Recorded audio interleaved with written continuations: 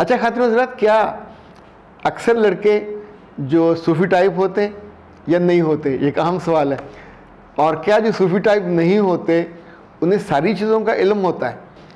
लड़कियां तो सवाल कर नहीं सकती सेक्स के बारे में, यानी 99.99 बच्चियां जुर्रत नहीं कर पाती। चूँकि अच्छा वहाँ इतनी बड़ी क्लास में कोई लड़का उठकर सेक्स रिलेशनशिप के हवाले से या सेक्स की डिटेल के बारे में सवाल करना चाहे तो आपको क्या लगता है लड़के होने के बावजूद वो सवाल करने की पोजीशन में होता है? जब सासें पूछती हैं कि खुशखबरी क्यों नहीं है तो लड़की धीरे से आंखें झुका के कहती है, अम्मा जी वो तो कभी मेरे पास ही नहीं आए। अपनी ज़िंदगी को खूबसूरत बनाने का तरीका, देखिए अच्छी ड्राइविंग हमको आ जाए तो हम सेफ़ होते हैं, बर वक्त पहुँचते हैं, खुशी हमको नसीब होती है। इसी तौर पे जो रिलेशनशिप है इसको भी जानना, इसकी खूबसूरती को जानना, यानी मेरे पास वो लोग भी जब आते हैं शादी के 8-8 10-10 साल के बाद तो हम उनकी रिलेशन को भी बिल्कुल ताज़ा दम करने की कोशिश करते हैं।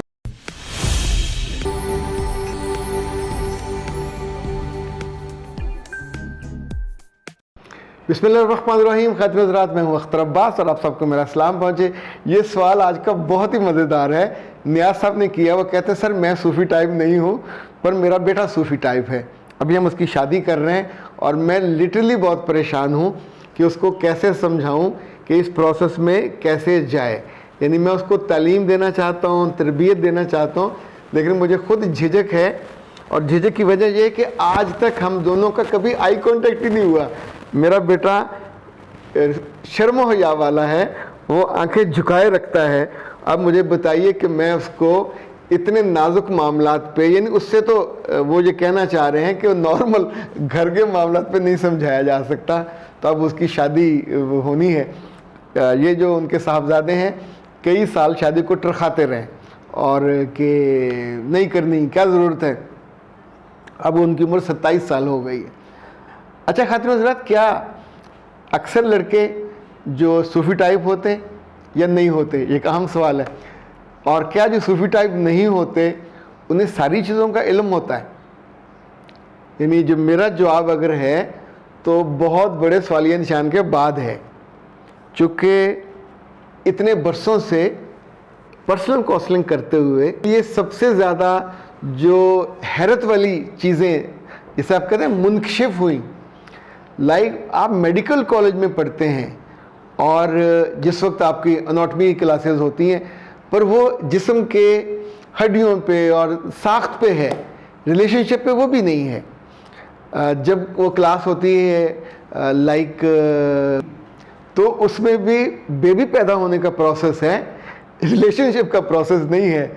और जब मेडिकल कॉलेज में इतनी बड़ी भरी हुई क्लास होती है, लड़कियां तो सवाल कर नहीं सकती सेक्स के बारे में, यानी 99.99 बच्चियां जुर्रत नहीं कर पाती। चूँकि क्लास में अगर 150 की क्लास है तो 100 से ज़्यादा लड़के हैं और उसमें आपके अंदर इतनी जुर्रत नहीं हो सकती कि आप उठ के सेक्स के हवाले से कोई सवाल करें। आपकी तो वहाँ वो दुर्गत बनेगी और आपके बारे में लोग जजमेंटल हो जाते हैं, नहीं माफ़ करते, इवन आपकी पूरी पोजीशन ख़राब हो जाती है। अच्छा वहाँ इतनी बड़ी क्लास में कोई लड़का उठकर सेक्स रिलेशनशिप के हवाले से या सेक्स की डिटेल के बारे में सवाल करना चाहे तो आपको क्या लगता है लड़के होने के बावजूद वो सवाल करने की पोजीशन में होता है? हाँ, अगर लड़का समझदार है और अपनी टीचर से उसकी ताल्लुकात अच्छे हैं तो जाके कोई डिटेल कर सकते हैं, पूछ सकते हैं, लेकिन ऐसा बहुत कम होता है। कुछ शर्म, कुछ झिझक, कुछ सोशल प्रेशर। सो इन सब्जेक्ट्स को पढ़ते हुए भी इन चीज़ों के बारे में सवालात नहीं किए जाते। आम यूनिवर्सिटी में, आम कॉलेज में तो ज़ाहिर है उसका तसव्वुर भी नहीं किया जाता। अगर कोई लड़की पूछेगी तो उसके करैक्टर के बारे में, उसके बोल्ड होने के बारे में नहीं होगा कि ये what there why she is asking. Even अगर कोई बहुत अच्छी उसकी टीचर है, फीमेल टीचर, तो मुझे उसका तजर्बा नहीं है कि उससे क्या पूछा जा सकता है कि नहीं पूछा जा सकता, क्या वो खुल के बता सकती है या नहीं बता सकती। वरना टीचरों को आमतौर पे स्टूडेंट्स को अच्छे खासे सवालों पे भी मैंने शर्मिंदा करते और उनकी बेइज्जती करते देखा है, प्रॉपर गाइड नहीं करती। मैंने करना चाहिए। इसका नतीजा ये होता है कि ये आपको मैं बताऊं तो आपको हैरत होगी कि बाज़ घरों में शादियों के 6-6, 7-7 महीने के बाद जब सासें पूछती हैं कि खुशखबरी क्यों नहीं है, तो लड़की जानती होती है कि खुशखबरी क्यों नहीं है, तो लड़की धीरे से आंखें झुका के कहती है अम्मा जी वो तो कभी मेरे पास ही नहीं आए। अच्छा, बाज़ दफ़ा ऐसा हुआ, खुद मैंने सुन के दंग रह गया जब बच्चियों ने शिकायत की कि मेरे बताने के बावजूद, मेरे समझाने के बावजूद, वैसे तो ये पहले दिन से ही घबराए हुए हैं और इनके अंदर इतनी घबराहट है कि सही जगह भी इनको नहीं इल्म, और मैं शर्म के मारे बता नहीं सकती। सो याद रखिएगा, ज़िंदगी में जितनी घबराहट लड़कियों को होती है उससे शायद दुगनी मुझे लगता है लड़कों को होती है, जिस वजह से ना वो प्रॉपर गाइडेंस लेते हैं और उनके अब्बा जी तो ज़ाहिर दे ही नहीं पाते, और जो भाई बंद हैं वो मजाक उड़ाते हैं। सबका ख्याल होता है इन्हें खुद बात कर लेनी चाहिए, लेकिन वो बात नहीं कर पाते। सो जिस्म के वो नाजुक हिस्सों के बारे में, अपने जिस्म के बारे में, इस रिलेशनशिप के बारे में, इसलिए लड़कियों से ज़्यादा लड़कों को पर्सनल काउंसलिंग की ज़रूरत है। शादी से पहले उन्हें ज़रूर मुझसे मिल लेना चाहिए। 1 आध घंटे के सेशन में ये सारी चीज़ें हम उनको गाइड कर पाते हैं। लेकिन बेटा ये वन करने की बात है, ये सबके सामने नहीं की जा सकती।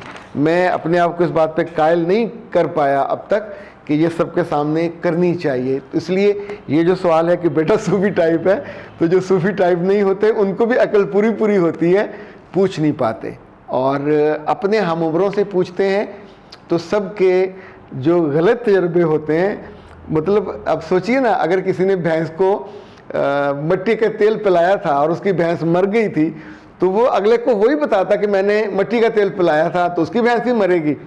अगर किसी ने बिल्ली मारी थी तो वो बिल्ली मारने का बताएगा। अच्छा, ज़रूरी नहीं है आपसे बिल्ली मर जाए, बिल्ली आपकी आंखों को भी आ सकती है। तो ये मामला हिट एंड ट्रायल का नहीं है, ज़िंदगी की बेहतरीन गाइडेंस का है।